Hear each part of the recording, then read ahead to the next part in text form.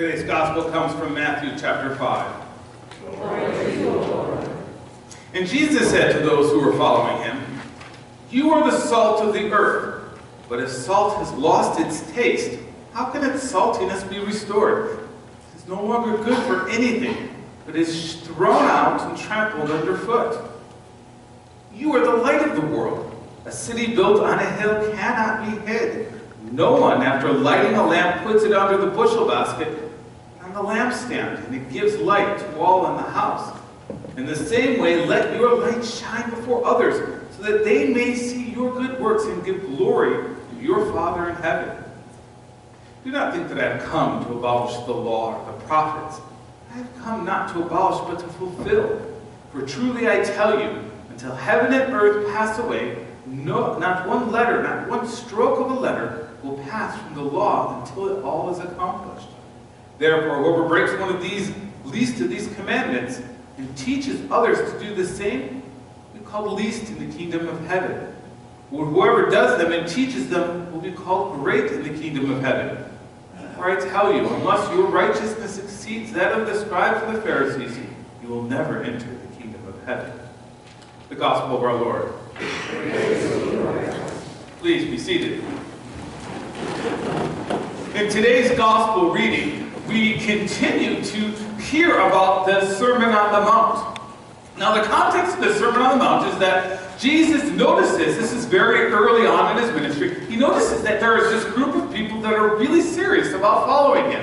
Not just the 12 disciples, but a whole crowd of people. Wherever he goes, they're there. And so he retreats and they follow, and then he sits them down and he says, "Listen, I'm going to explain to you what it really means to follow me." And all of the Sermon on the Mount, which is a sermon that lasts several chapters, is all about following Jesus. And Jesus, throughout the sermon, is going to equate following Jesus with being spiritual.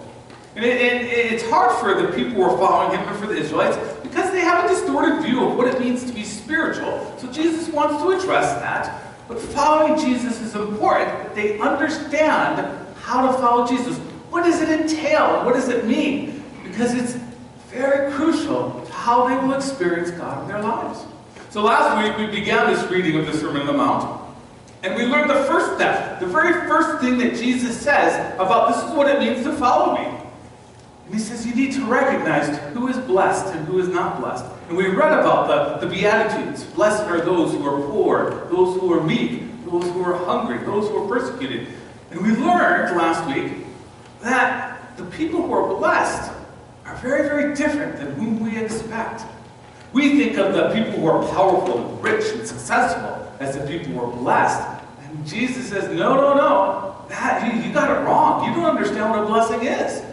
And so the first step in following Jesus was learning how to recognize who is blessed and who does God favor. The second one comes this week in our reading. And it's all about being salt and light. It's all about being salt and being light. So if our first step is to recognize who is blessed, the second is to be salt and light. But this is one continuous sermon. We always break it up. We always read the salt and light chapter separate from the chapter about being, or the passage about those who are blessed. But this is a continual dialogue and conversation. And so as soon as Jesus is done explaining to them how to recognize who is blessed, he says, and he's speaking specifically to the crowd that's around him, those who are serious about following Jesus. He says, you need to be salt and light to those people. There's a connection there that often we miss. Now, I'm sure if I took a poll of everybody in this room, you'd all come up with different ideas about what does it entail to be salt and light. And oftentimes when we ask ourselves, okay, how am I supposed to be a light for Jesus? We often pick, well, to be blunt, easy, comfortable ways. Ways that don't involve too much of a risk or too much of a change or too much of a cost from ourselves. But Jesus had a whole other identity, a whole other way of explaining this. And in order to help us to figure out about this second step of being salt and light to those who are blessed, I want to share two stories with you, two illustrations that help to get at us what we're getting at, or what Jesus is getting at when he says, be salt, be light, be preservative, shine your light. And The first one comes from our Old Testament reading in Isaiah. Now, this is a story that's very typical of the nation of Israel. They experience this quite often.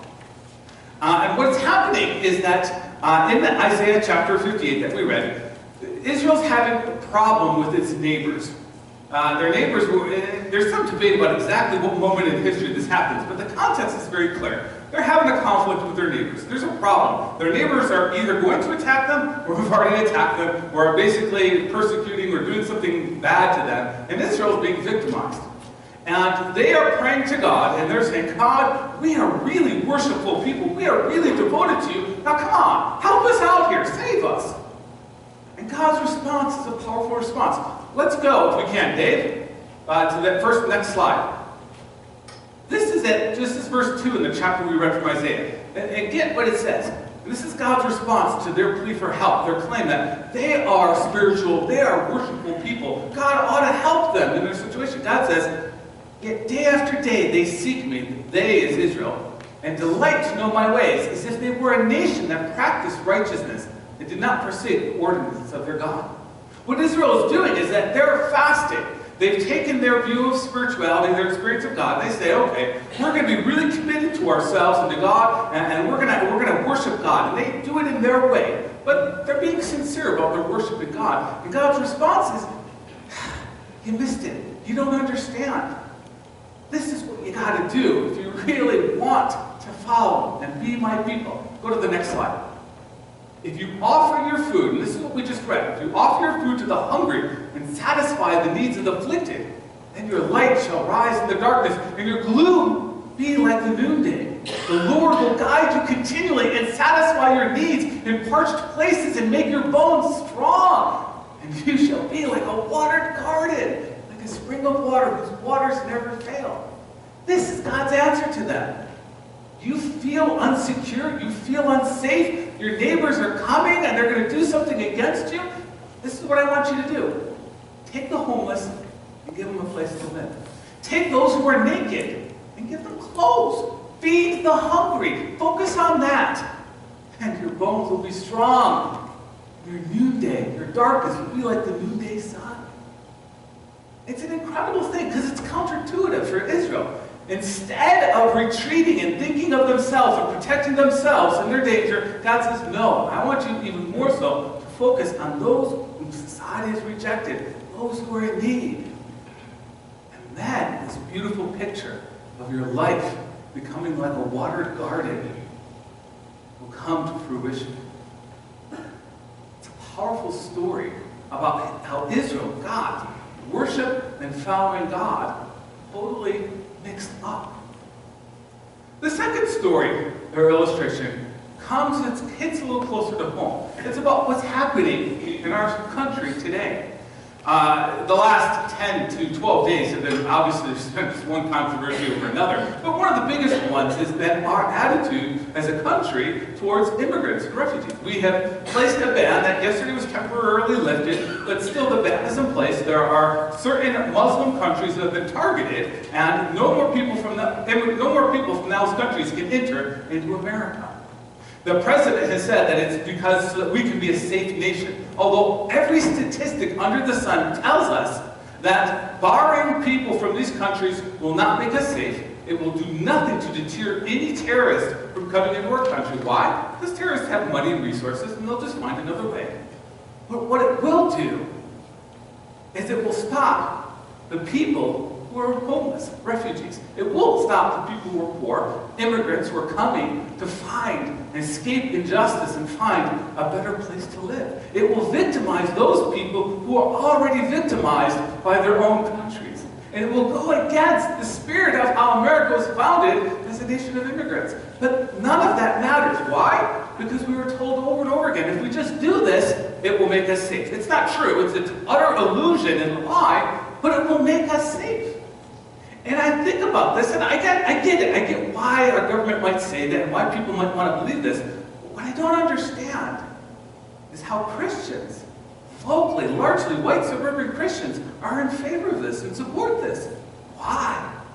And when we look at that illustration out of Isaiah about what was happening in Israel, they were feeling unsafe. They were being challenged and victimized by their neighbors. And God says to them, don't think in terms of closing your lives off and becoming self-centered and consumed with your own safety. Instead, this is what you need to do. Jesus is echoing this very sentiment when he tells his disciples, if you're going to follow after me, if you are going to be spiritual, if you want to experience the power of God, as it's written in this passage in Isaiah, this is what I want you to do. I want you to take those people who are blessed, and I want you to be salt and light to them. I want you to enter into their lives. And I want you to take the abundance that you have, everything that you have, whatever you have that you could give or shine or be part of, and let them experience it as well. And you might think that, what is it? It doesn't make sense. Why do we want to go and be salt and light to those people who are already blessed? Aren't they already blessed? They don't need us, right? And that's not true. But here's the kicker. We're being salt and light, not for their benefit, but for our benefit. Because Jesus is clear, if you are not going to be salt and light, then you're useless. None of you just tossed aside. You're not being spiritual, and you're not following me. And those are harsh words. Those are strong words. One of the reasons why I think it's hard for us as we interact with passages when Jesus talks in language like this is because in America we have privatized faith. We've made faith just about ourselves and our own spiritual experience and the own betterment of our own lives. And all of the life of Jesus and his ministry, he shows us literally and figuratively that being spiritual is all about giving your life away.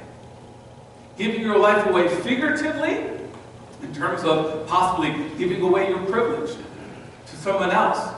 Or literally giving your life away in terms of giving your possessions or opening your home.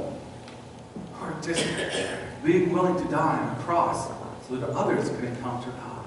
Being spiritual, Jesus is going to equate to giving your life away. Not acting in such a way that you preserve your own life and your own way of being and your own way of living. That's not what it means to follow Jesus. But because we privatized our faith, we make our experience of God only about us, it becomes difficult, it becomes scary, it becomes hard. And Jesus' call to us is, that's okay. It was scary for me too. It's scary for the disciples. But oftentimes, Jesus calls us not to be comfortable, but to give what we have away, so that, in the words of Isaiah, the prophet, the Lord will guide you continually and satisfy your needs in parched places and make your bones strong. And you shall be like a watered garden, like a spring of water whose waters never fail. Amen. Amen. Every week, for those of you who are visiting us, I have our takeaways. And takeaways are the biblical truths that we encounter that we can hook our faith on and take home with us. So our takeaways for today are this. The first step in following Jesus that we've discovered is recognizing who is blessed. It's those people who have been rejected by the world predominantly. Those who are poor, meek, persecuted, and hungry. That's our reminder of our first takeaway. The second takeaway is this. The second step in following Jesus is being salt and light to these very people and watch how God's Spirit moves to bring healing and wholeness into our lives. We're being salt and light, not just for the benefit of those who need light in their lives, but for our own benefit, because that's how we see healing and wholeness happen. And the last one, the third step is don't privatize your faith. It's not about you, it's about how, in community with others, you bring life to a dead one. Let's stand for our song of the day.